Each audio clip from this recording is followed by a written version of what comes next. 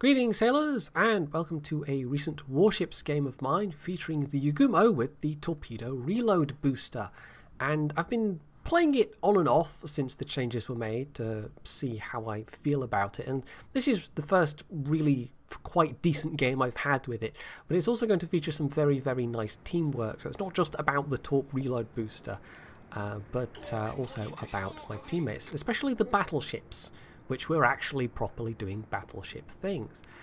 Now, as to the reload booster itself, basically all the Japanese tier, I think it's tier 7 to 9 destroyers get it. It used to be just the gunboat line destroyers, the Shiratsuyu and the Akizuki, but it was then put on the main branch destroyers as well.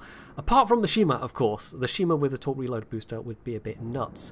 But in some ways, it leaves the Shima a bit more out in the cold than it already was, because the Yugumo with the reload booster can now actually put out more torpedoes. It's got better stealth, and it's just all round a more comfortable ship to play. It's, you know, also got better matchmaking. So honestly, you know, the Shima feels like maybe it could use a bit of a concealment buff, or honestly, I'd even take a firepower buff. I'd probably be interested to see how it would play, you know, with better turret traverse or better rate of fire or something, because the Japanese destroyer guns are actually pretty good in terms of the damage that they do and the, you know, the shell trajectories and everything. It's just you don't get to fire them that often, you don't have huge numbers of them, and they take forever to turn around. So that might be quite interesting to see the Shima with its torpedoes and stealth untouched, but with a more capable primary firepower suite available. So I first used the reload booster. I will say, I think there were a couple of moments in this one where I was like, there's one drop in particular later on where I probably should have erred on the side of caution, and mostly I think looking back at this, these drops were okay. I mean, here for instance, I thought the chances of the Iowa suddenly swinging broadside in front of 3 or 4 enemy ships was probably quite low. But with random teammates, you never know. But anyway, it seemed at the time like this was a fairly safe drop to make, and I think in retrospect, it's probably okay. So, no smoke, of course, which means I don't have smoke for myself or my teammates, and it might have been interesting to contrast this with a similar situation where I did have smoke and was dropping smoke for teammates and myself instead of having the Torp reload booster, and to see how it played out. I'd have had less damage potential, I'd have had less time to make up for bad drops, but I'd have had more utility to my teammates. But I've not really had a similar situation to this match, to be quite honest, because it's going to end up developing in a way that I haven't seen happen too often. So, one hit into the Missouri, which was fine. The Missouri was what I was going for, but then surprise broadside Hindenburg. So that was just a nice bonus tier 10 kill, you know, I'll take that. Devastating strike. Yeah, not too bad. And the Missouri's still burning as well, so, not burning, they were flooding, rather. The opposite of burning, and that got me a bit of extra damage, but they seem to have fixed that for now. So he's there with radar, there's a Baltimore here with radar, there's a carrier, and there's also another Missouri around. So these are not particularly favourable conditions for being in a Japanese destroyer overall, and it also means I'm not going to want to get too close. What is working in my favour though is that even with 2 radar ships and a carrier, at least I don't have to worry about all of the enemy destroyers being here as well. One of the destroyers is the Yugumo, I think it is, but there's also a gearing around which I really don't want to meet face to face. Is it the Yugumo? I can't quite tell from the preview window in Vegas. It's a little squinched up. It might be one of them, but it's definitely not the gearing, is the point. So one lot out against the Missouri again, who seems to be fairly stationary at the moment. But I also thought I'd try my luck with this Iowa. And sometimes it can be worth doing that. It can be worth switching up a target, because you might be focused on getting one particular ship out of the way. with good reason. But of course, once you've made more than your first drop, they know you're dropping on you. And once you've made your second drop, you know, they're going to start seeing a pattern if they're any kind of decent player and start acting accordingly. But in this case, I decided, you know, I'd try against the Missouri, and I got him to flood out and got a Liquidator for it. And I don't get Liquidator very often. But it can be sometimes worth, you know, dropping on a target you've not dropped before, because they won't be expecting it and they won't be trying to take evasive action and act accordingly. These are the 12-kilometer torps, by the way.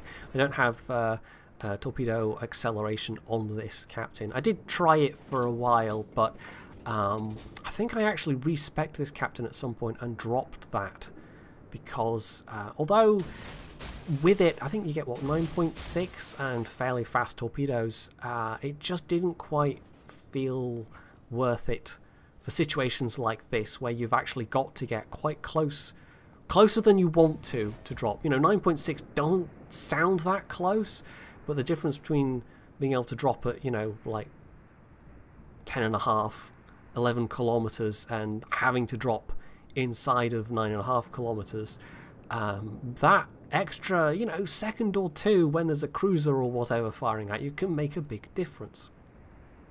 So more spreads out, this time one lot against the Iowa and one lot against the Baltimore. And again, kind of spreading my torps out a bit. And the Baltimore, unfortunately, is able to dodge, but these are not optimal drop angles. These are dropping on the bows, essentially, the front quarters of these ships. Really what you want is ships that are traveling across your path of direction and being able to drop so that their broadsides catch the torps. But that hasn't really been possible due to the fact that, you know, we're all clustered around A. And it started off, actually, there was a fair few ships that were further back, and we did have those two battleships push into A, and one of which got sunk by the enemy. I think the other one's backed off. But crucially, we're still here. Crucially, the team hasn't just run away, and sometimes you'll find that with teams. Sometimes it'll just happen that, you know, the first sign of resistance, that everybody just turns tail and runs away. But the downside of having so many ships clustered around here is that it's make or break. We have to kind of do what we can with the enemy team here. We have to annihilate the enemy team here, because if we don't, the enemy team is going to have map control, and they are going to end up with a points advantage should this match end up dragging out to that length of time. Because although we've got a Missouri and a Des Moines over towards C and D, they're a little alone right now. But as it's turning out, you know, the enemy ships that are over there are a bit alone as well. It's their gearing and one of the battleships. So this looks like we had most of the enemy team over here, and we've actually managed to now kill most of the enemy team that were over here. So everybody standing their ground and not being shy about taking the hits has worked out, unsurprisingly. Everybody has done what they're supposed to do. The battleships have taken the hits, the cruisers have been setting fires and giving some AA support, and the carrier's been doing their bit, and I've been trying to do my bit by doing damage. So it's actually it's all worked out in a way that is rare enough that I'm going to have ended up at the end of this match, and I did tweet about this, basically using up all my compliments for the day on my teammates. So a bit of a nasty hit from the Missouri, but I'm still in the game. The Baltimore's long since dead at this point, so the Missouri's the last ship with radar to worry about. And as I made that drop, I realised how close the Montana was. I wasn't really paying attention to the minimap there, so I think that was the iffiest torpedo drop I made. There wasn't really any danger of that hitting, but I always like to err on the side of caution when playing a torpedo destroyer, because it's all too easy to make mistakes, and you sometimes see people that aren't even making mistakes that are, you know, easily explainable in the heat of battle. You sometimes see people that just make torpedo drops that absolutely beggar belief. But as the Montana had slowed down and turned in a bit, I put out the second lot, so I might do something with those. But probably the enemy Missouri, isn't actually going to even last long enough now that I've landed that one hit. So there he goes, 137k. I think that's it for me in terms of damage. I don't think I'm going to get to do much more, and a lot of it was actually done reasonably early on. I mean, getting that bonus Hindenburg at the start that was just broadside and caught a whole bunch of torpedoes, that wasn't really predictable. And a lot of Japanese destroyer games end up being like that. The good ones anyway, you know, you end up with big chunks of damage that you don't end up predicting that you'll get from enemies that you didn't know were there, or enemies pulling moves and suddenly turning into a bunch of torpedoes and stuff like that. You know, it's not the most predictable way to play the game, playing torpedo destroyers, because so much depends on the actions of other players. And if other players are paying attention and they know you're within a certain area of the map, they're going to act accordingly, and then it becomes even more difficult to make those torp hits. So we're almost done at this point. There's the gearing left and the carrier. I left this bit in because you can see what happens to the gearing. I was steaming back towards the carrier to try and maybe give some assistance, but the Ibuki's much closer, as you can see, and well, the Midway is also well aware that this guy's here, this gearing, so they're doing their best to take them out with their dive bombers. So once that's done, which I think will be this drop here, yeah, there we go. He just smoked up as well, but obviously the Midway had committed his bombs at that point, so that was the kill. And that was pretty much it. Game one almost. We did actually get to kill the carrier as well. It was one of the battleships, I believe, that went south, but I cut that bit out because there really wasn't much else to see except looking at the minimap at that point. So 137, nearly 138k with a rare liquidator medal. Don't get those very often. And a pretty good spread of XP there. Most of the team, you know, was actively trying to win that one instead of just sailing around at the back and letting other people take the hits.